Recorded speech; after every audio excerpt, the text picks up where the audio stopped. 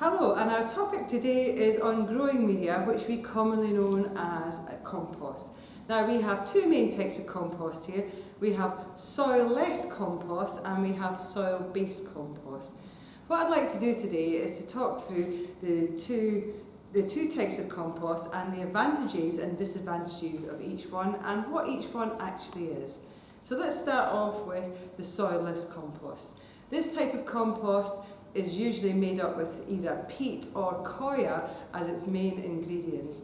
Peat's usually been deemed to be the bad guy these days because it's taken from an unsustainable resource, a habitat that takes thousands of years to form, and then if you take all the peat from it, it obviously can't make up that habitat back, and so therefore we're looking for alternatives to this. So one of the alternatives that's widely used and widely available is Koya compost. It's a byproduct of the coconut industry. It was in big piles at the side of coconut plantations, the smaller particles and the dusty particles from the Koya and from the actual husk of the coconut. The larger fibres were used for matting and for carpets and so on.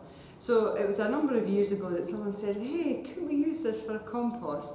But one of the main drawbacks previously was that the coconut industry, they had soaked the coconut husks in salt water lagoon lakes, and obviously that's detrimental to plant growth. So now that they are soaked in freshwater lagoons to get the husks off, to get the coconuts to market now.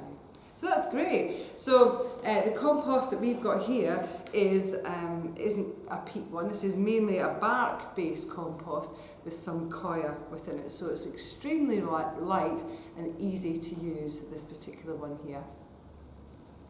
Now we have got what's called a soil-based compost on my left-hand side. These types of composts are usually sold under the name of John Innes compost. John Innes was a research institute who came up with this recipe for making a compost so that it was something that could be used throughout the country, and it was the same ingredient that was used. So this type of compost is really good for the plants, but one of the drawbacks is that it's extremely heavy. It does degrade faster than a soil-less compost, but one of the great things about this, it's moisture retentive. So if you've got a plant during the summer months, say you've got a tree in a pot, a soil-based compost is far better than a very light soil-less compost.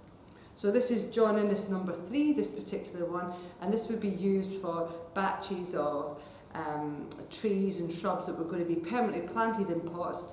John Innes number 2 is for general potting, and John Innes number 1 is for the more delicate plants that when you've got them from the seedling stage after they've germinated, you put them into John Innes number 1. Now the difference between number 1, number 2 and number 3 is only about the fertiliser ratio. Number 1 has only got a small amount of fertiliser, and so therefore it builds up when you get to number 2 and then when you get to number 3 at the same time. So very heavy if you're doing them in big batches. So say for example you had the clay pots and you potted up them in John Innes compost, extremely heavy. That's great, and it's an advantage if you've got a big tree outside where you'd like a bit of weight at the base so it didn't keep getting blown over all the time. But if you're just potting up general plants and taking them round the nurseries, the use of clay pots and soil-based compost is largely not used anymore. Okay, thank you very much.